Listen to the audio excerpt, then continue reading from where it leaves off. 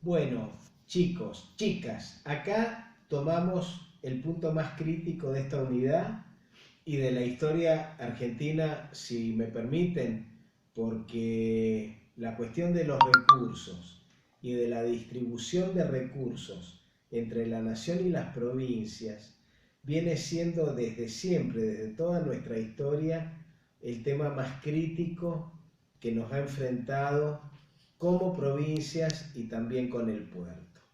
Vamos a hablar de la coparticipación federal de impuestos. Sí, ya han tenido noción de esto en otras materias, pero nosotros le damos una importancia central y por eso que esta clase va a ser tan exhaustiva y tan detallista y por eso que nos interesa mucho que utilizando la lectura que está en Pérez Guilú, pero que ya tiene unos años, porque se hizo en 2003, la complementen con toda la información que tienen al final de esta clase. ¿Qué es coparticipación? Fácil de entender. Un sistema de recaudación y de distribución de recursos tributarios en el cual una jurisdicción es la que tiene a su cargo el cobro, la percepción de los impuestos y tiene que darle a otra u otras partes una porción o porcentaje de lo recaudado. Es decir, coparticipación significa cobra uno y le da a la otra jurisdicción una parte de eso. ¿Por qué tenemos coparticipación en la Argentina? ¿Cómo vino la mano en la Argentina? ¿Qué nos pasó? Nos pasó lo siguiente. Muy brevemente tienen el desarrollo, por favor léanlo más a fondo en el texto de Pérez Guilú. Primero, acuérdense de la distinción que ya han estudiado en finanzas y en constitucional entre impuestos indirectos y directos. Los impuestos indirectos son aquellos que se trasladan, es decir, el que me debe al Estado el impuesto indirecto es Cristóbal López, el dueño de Oil Combustibles. Pero Cristóbal López cuando cobra, se lo cobra a los que cargan combustible. Entonces es indirecto porque el que debe el impuesto no es el que finalmente lo paga. Bueno, Cristóbal López no pagó nada, pobrecito, pero de todos modos es la empresa de cigarrillos la que tiene que pagar el impuesto. Es la Coca-Cola la que tiene que pagar el impuesto interno. Es el que vende nafta o vende electricidad o vende otra cosa. Pero se traslada el impuesto, es decir, por eso que se llama indirecto. Ahora bien, en la Constitución Nacional, los impuestos indirectos no decía nada la Constitución del 53-60.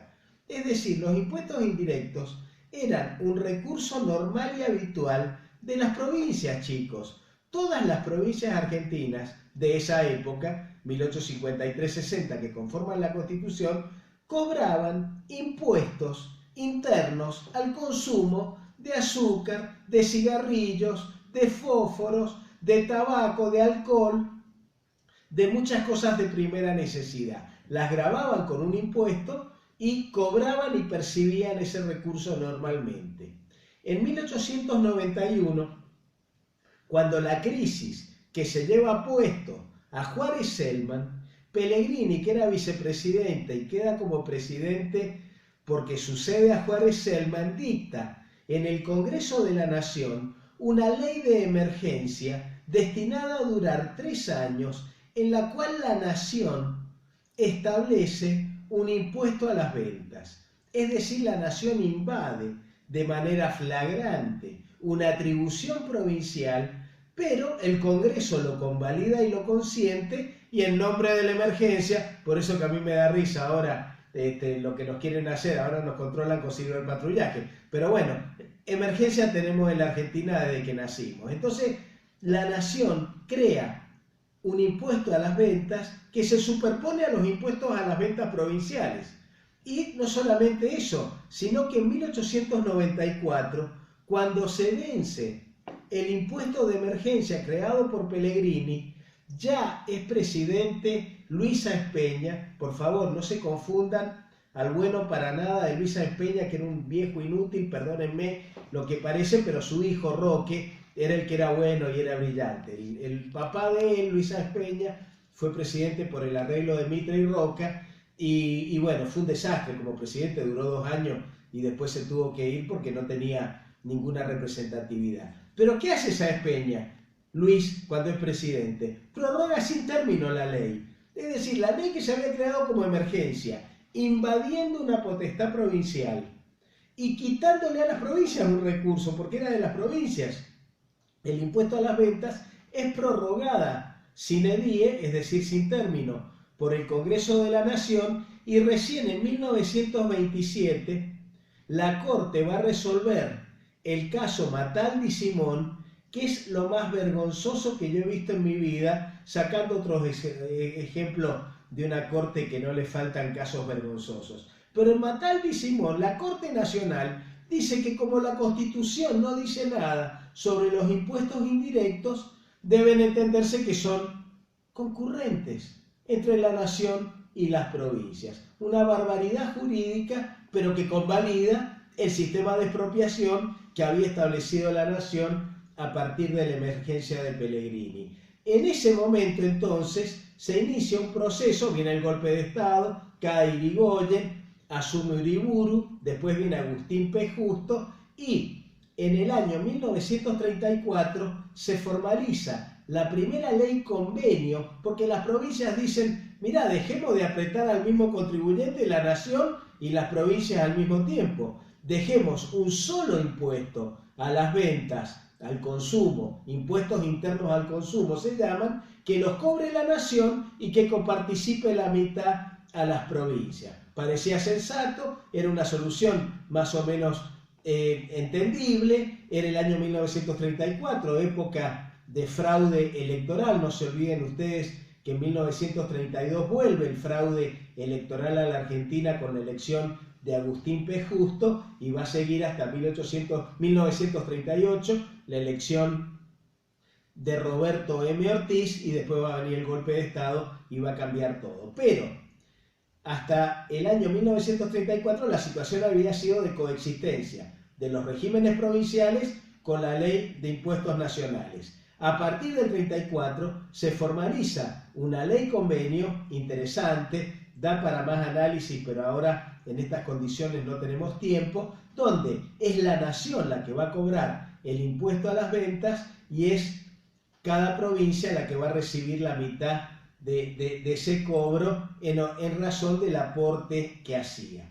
Esta ley de coparticipación primaria se va a empezar a repetir en todas las leyes de impuestos que va a ir creando la nación. Y siempre va a haber un sistema de coparticipación en esas leyes que va a hacer que en un momento la situación se complique tanto que en 1973 se va a dictar la ley 20221 que unifica la totalidad de los impuestos nacionales coparticipables. Es decir, ¿cuáles son los impuestos nacionales coparticipables?